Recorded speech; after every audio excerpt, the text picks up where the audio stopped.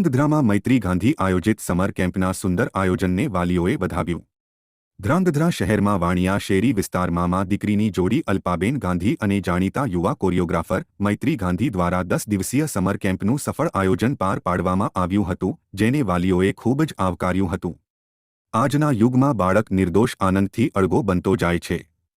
એમાંય ખાસ કરીને વેકેશન દરમિયાન તેના નવરાશના સમયમાં સતત મોબાઈલ કે કુસંગતમાં આવી તેની દિશા બદલીને ભટકી શકે છે।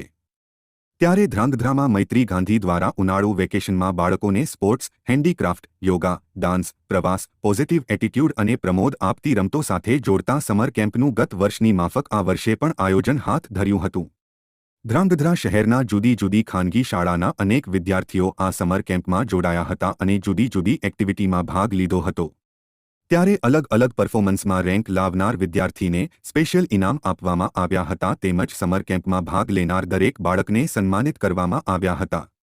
આ તકે સમર કેમ્પના છેલ્લા દિવસે બાળકના વાલીઓની ઉપસ્થિતિમાં કેક કાપી ઇનામ અને સર્ટિફિકેટ વાલીઓની હાજરીમાં જ કરવામાં આવ્યું હતું। સમર કેમ્પમાં વાલીઓને પોતાનું બાળક સકારાત્મક અભિગમ સાથે પોતાના પાયાના જીવનમાં સારી પ્રવૃત્તિઓમાં ભાગ લઈને સારી રીતે વેકેશન પાર કરી શકે તે બદલ વાલીઓએ પણ સમર કેમ્પને દિલથી આવકાર્યું હતું। અહેવાલ ધર્મેશ રબારી, લોકાર્પણ। નેન્સી શાહ છે। મૈત્રી દીદી 2-3 વર્ષથી સમર કેમ્પ કરાવે છે। હું 2-3 વર્ષથી સમર કેમ્પમાં જાઉં છું।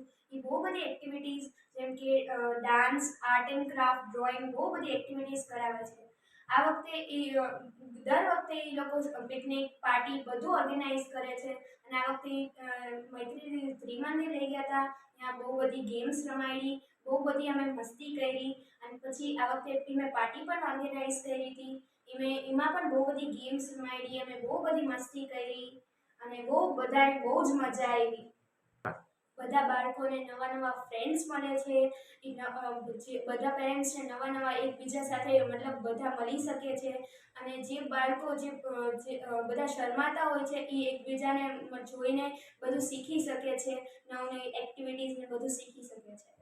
મારું નામ મૈત્રી ગાંધી છે। બેઝિકલી હું કોરિયોગ્રાફર છું, પણ લાસ્ટ યર બી મેં જ્યારે સમર કેમ્પ કરાવ્યો ત્યારે ઘણા બધા છોકરાઓએ પાર્ટિસિપેટ કર્યું હતું। એ જ રીતે આ વખતે પણ મેં સમર કેમ્પ કરાવ્યો હતો। એમાં ઘણી બધી મેં એક્ટિવિટીઝ કરાવેલી છે, જેમ કે ક્રાફ્ટિંગ છે, ડ્રોઈંગ છે, ડાન્સ છે, ગરબા છે, પ્લસ ગેમ્સ છે। અમે લોકો પિકનિક કરવા ગયા ત્યારે છોકરાઓને ગેમ્સ બી રમાડી હતી। ત્યાં ત્રિમંદિર મેં ગેમ્સ રમાડી ત્યારે પેરેન્ટ્સને બી ગેમ રમાડી હતી। પછી અમે લોકોએ પાર્ટી કરી હતી, જેમાં મેં છોકરાઓને નવી નવી ગેમ્સ રમાડી, પેરેન્ટ્સને બી ગેમ્સ રમાડી, અલગ અલગ છોકરાઓને એક્ટિવિટીઝ કરાવીને ગિફ્ટ પણ આપી છે, સર્ટિફિકેટ પણ આપ્યા છે। અને આ પરથી એવું માની શકાય કે છોકરાઓનું વેકેશનનો જે ટાઈમ છે એમાં કંઈક એ લોકો નવું શીખે અને કંઈ નવું જાણે, બસ એ જ આશયથી મેં સમર કેમ્પ કરાવ્યો।